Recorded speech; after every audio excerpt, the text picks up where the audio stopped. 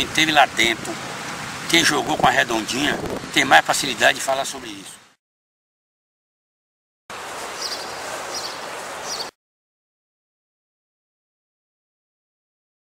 José Sebastião Pessoa Santos, 62 anos. 3/5/48 em Catu, Bahia.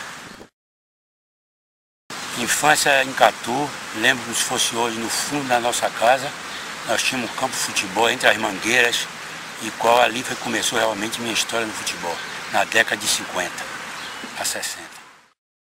Não, discriminação não, eu corri atrás muito, apesar modéstia à parte de ter saber que tinha grandes condições, mas para chegar ao profissionalismo eu lutei muito. Não, foi através de Antônio Pena, em Catu. Ele me trouxe para o Galícia, para o Juvenil do Galícia, mas por incrível que pareça eu fui liberado do Juvenil do Galícia. E aí quando teve aqui em futebol baiano, eu fiz um teste no Ipiranga e com um teste eu já estava no profissional. Inclusive um detalhe desse teste que eu fiz no Ipiranga, foi um coletivo só que eu fiz. Comecei treinando no time reserva e no segundo tempo o diretor me colocou no time principal.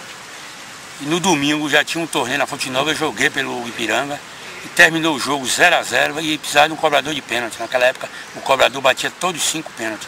E eu fui indicado para cobrar, perdi um pênalti, inclusive disputando com o maior batedor de pênalti da época, era Josias do Galícia. Futebol tecnicamente de hoje, em relação à minha época, o futebol de hoje é muito fraco. Futebol limitado exclusivamente à parte física. Interessante que eles têm tudo, tem material, tem dinheiro, tem campo, mas não tem a técnica que nós tínhamos. Antigamente, jogar no Bahia e Vitória, um jogador da terra, era a coisa mais difícil do mundo. Eu, modéstia à parte, se eu tivesse jogado em Bahia e Vitória com a minha condição técnica, eu era hoje altamente conhecido na Bahia toda e talvez, quem sabe, no Brasil.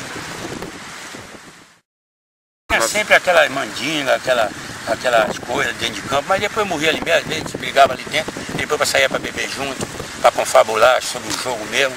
Era do jogo mesmo, o negócio era lá dentro e depois acabou. Coisas que o nego fala aí, se vendeu, eu nunca vi isso. Entendendo? Farra, muita farra. Quantas vezes eu concentrei, já tomando uma cervejinha, chegava lá no domingo, na quarta, se que dia fosse, corria bastante. Entendeu? Essas coisas que no bastidor era verdade, realmente. Eu digo todo dia aos amigos que conversam comigo, nós éramos amadores e assinávamos contrato de profissional. Nós tínhamos amor pelo clube. Eu fui campeão de um turno aqui na Bahia pelo Atlético de Alagoinhas com 3 meses de salário atrasado. Então essas coisas aconteciam. Hoje não.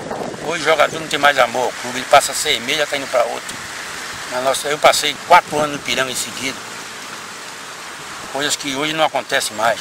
Jogador de hoje, de clubes tidos como pequeno, como o Atlético, Itabuna, esses times, não são conhecidos daqui a 1 mês, 2 meses, 3 meses, porque eles não marcam época. Na minha época não, eu sou conhecido até hoje, jogando em Ipiranga, Galícia, Atlético de Alagoinha, time pequeno. 62, 12 anos de futebol profissional, de 66 a 78. Coincidência que meu primeiro contrato foi 20 de dezembro e meu último contrato terminou 20 de dezembro também. Eu fui chegar um pouco a uma distensão muscular. Agora nunca machuquei joelho, tive alguma contusão de tornozelo, mas coisa que não impediu muito tempo de eu ficar sem jogar não. Hoje eu diria para os que estão começando, que eles têm que se aprender a profissão, porque o jogador de futebol, quando ele começa a jogar, ele é um sonho. Ele não percebe, nunca vai perceber que aquilo ali tem um tempo determinado, ou até antecipado com contusões. Então tem que procurar cuidar do seu corpo, que é aquilo ali, a ferramenta de trabalho, entendeu? E guardar o dinheiro que ganha.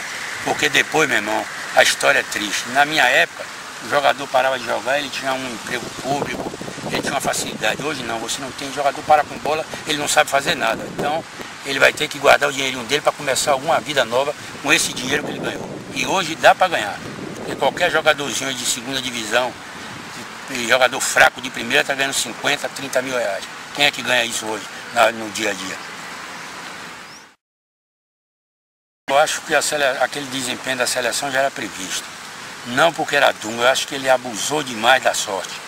Ele deixou levar jogadores que ele podia ter levado. Se ele não quisesse, se ele tinha um time dele pronto, ele teria jogadores excelentes no banco.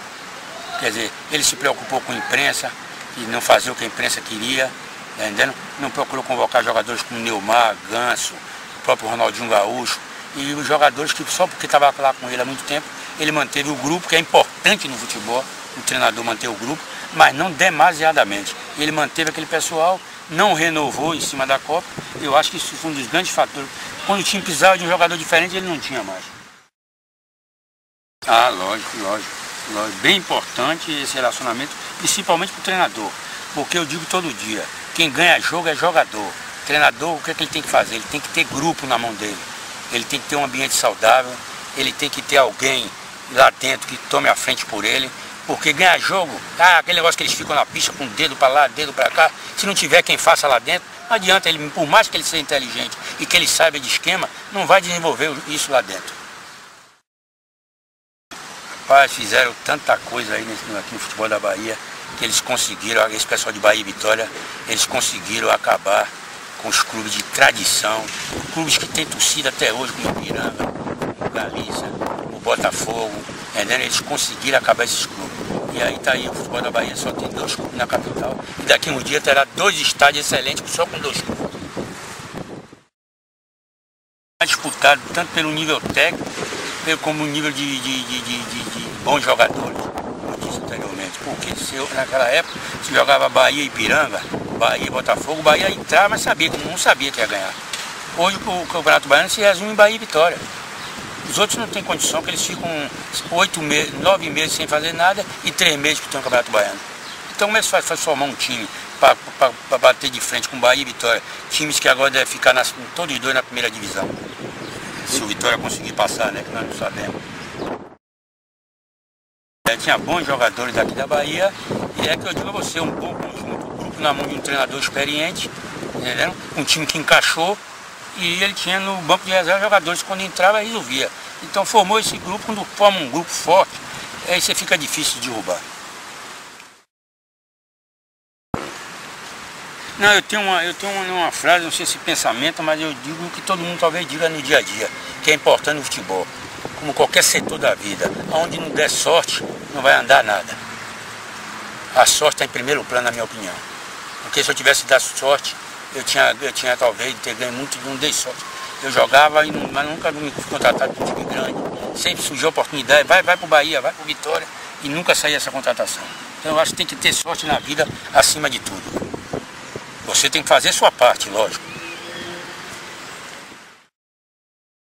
Acho que hoje aí você pode botar aí 8 clubes equilibrados aí do mesmo nível. Aliás, o Campeonato Brasileiro ele é nivelado. Tem os que estão na fase pior, que estão lá embaixo, tem aquele mediano e tem os que estão na ponta. Mas o nível técnico, os clubes são praticamente a mesma coisa. Agora tem uns que não tem dinheiro para pagar, tem outros que mudam de treinador demais. E para que maior exemplo do que esse de Vanderlei Luxemburgo? Foi o treinador que mais contratou no brasileiro e está aí no Atlético brigando até hoje para sair da zona de rebaixamento. Saiu agora nessa última fase, inclusive contra o Flamengo, o Atlético ganhou de 4-1. Eu acho que é um direito que ele tem, com qualquer ser humano. Mas eu parto do princípio seguinte, quem esteve lá dentro, quem jogou com a redondinha, tem mais facilidade de falar sobre isso. Conhece mais as coisas, aqueles caminhos, aquelas coisas que acontecem no bastidor, jogador de futebol, conhece muito mais. Agora tem que olhar o detalhe também da sua dicção, tem o lado da sua formação, para saber conversar, isso tudo pesa na hora, né?